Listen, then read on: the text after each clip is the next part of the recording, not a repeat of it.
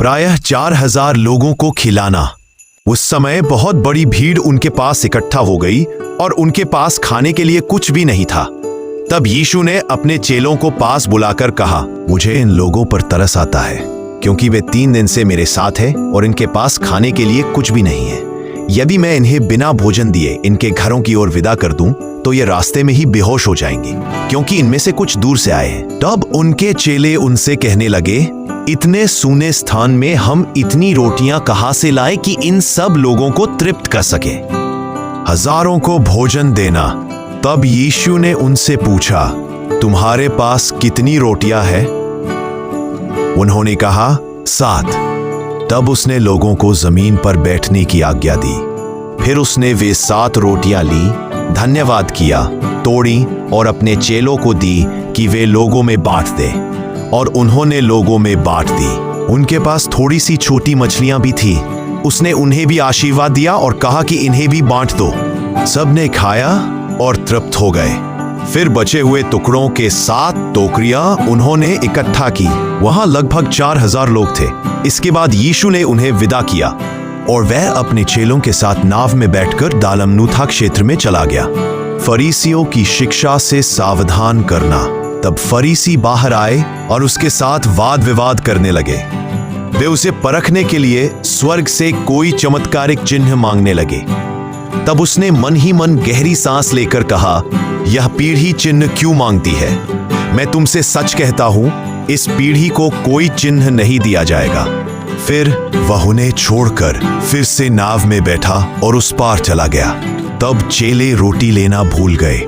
उनके पास नाव में एक रोटी के सिवाय और कुछ भी न था। तब उसने उन्हें चिताकर आज्ञा दी, देखो, तुम लोग फरीसियों के खमीर और हेरोदेस के खमीर से सावधान रहना। अब चेले आपस में विचार विमर्श करने लगे और कहने लगे, अरे, हमारे पास तो रोटी नहीं है। यीशु ने यह जानकर उनसे कहा, तुम रोटी न होने के कारण क्यों विचार विमर्श कर रहे हो? क्या तुम अब तक नहीं समझते? क्या तुम्हारे हृदय कठोर हो गए हैं? क्या तुम्हारी आंखें होते हुए भी तुम नहीं देखते? तुम्हारे कान होते हुए भी नहीं सुनते? और क्या तुम स्मरण नहीं करते? जब मैंने 5 रोटियां तोड़ी और 5000 लोगों को खिलाया, तब बचे हुए टुकड़ों की कितनी टोकरियां तुमने उठाई? उन्होंने कहा, 12। और जब मैंने 7 रोटियां तोड़ी और 4000 लोगों को खिलाया, तब बचे हुए टुकड़ों की कितनी टोकरियां तुमने उठाई? उन्होंने कहा, 7। एक अंधे को दृष्टि देना। फिर वे बैतसैदा गांव पहुंचे। लोग एक अंधे को यीशु के पास लाए और उससे विनती की कि वह उसे छुए। यीशु ने उस अंधे का हाथ पकड़कर उसे गांव के बाहर ले गया। फिर उसकी आंखों पर थूककर उस पर हाथ रखा और पूछा, क्या तुझे कुछ दिखाई देता है? उसने आंखें खोलकर कहा, मैं लोगों को देखता हूं, पर वे ऐसे दिखाई देते हैं जैसे पेड़ हो और चलते फिरते हो। तब यीशु ने फिर उसकी आंखों पर हाथ रखा। अब उसने साफ साफ देखा और उसकी दृष्टि बिल्कुल ठीक हो गई और वह सब कुछ स्पष्ट देखने लगा। फिर यीशु ने उसे घर भेजते हुए कहा, गांवों में मत जाना। यीशु वही अभिषिक्त जन है। यीशु ने अपनी मृत्यु और पुनरुत्थान के बारे में बताया। इसके बाद यीशु अपने चेलों के साथ कैसरिया फिलिप्पी के गांवों की ओर गए। रास्ते में उन्होंने अपने चेलों से पूछा, लोग मुझे कौन कहते हैं? उन्होंने उत्तर दिया, कुछ लोग कहते हैं कि आप यूहन्ना बपतिस्मा देने वाले हैं, कुछ कहते हैं कि आप एलिया हैं, और कुछ कहते हैं कि आप भविष्यद्वक्ताओं में से किसी एक है। तब उन्होंने उनसे पूछा, पर तुम मुझे कौन कहते हो? पतरस ने उत्तर दिया, आप मसीह हैं, वही अभिषिक्त जन। तब यीशु ने उन्हें चिताया कि इस विषय में वे किसी से कुछ न कहें। इसके बाद उन्होंने उन्हें सिखाना शुरू किया कि मनुष्य का पुत्र बहुत कष्ट उठाएगा। वह पुरनियों, महायाजकों और शास्त्रियों द्वारा तिरस्कृत किया जाएगा और मार डाला जाएगा, और 3 दिन के बाद फिर जी उठेगा। वह ये बात खुलकर कह रहा था।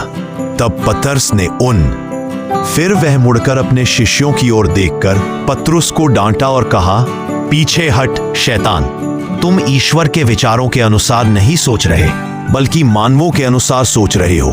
तब उसने भीड़ और अपने शिष्यों को बुलाकर उन सब से कहा, यदि कोई मेरा अनुसरण करना चाहे तो वह अपना आत्मसम्मान त्याग करे या स्वयं को नकार दे और अपना क्रूस उठाकर मेरे पीछे आए, क्योंकि जो अपनी जान बचाना चाहेगा वह उसे खो देगा, पर जो मेरी और सुसमाचार के कारण अपनी जान खो देगा वह उसे पाएगा। क्योंकि मनुष्य को क्या लाभ जब वह सारी दुनिया पाले और अपनी आत्मा खो दे? क्योंकि मनुष्य अपनी आत्मा के बदले क्या दे सकता है? जो कोई इस पापी और पापग्रस्त पीढ़ी में मुझसे और मेरे वचनों से लज्जित होगा, जब मनुष्य पुत्र अपने पिता की महिमा के साथ और पवित्र दूतों के साथ आएगा, तब वही उससे लज्जित होगा। दोस्तों, अगर आपको पवित्र बाइबल का यह वचन दिल को छू गया हो तो लाइक और सब्सक्राइब करना ना भूलें और अगला वीडियो देखने के लिए हमें फॉलो जरूर कीजिए। धन्यवाद। परमेश्वर आपको आशीष दे।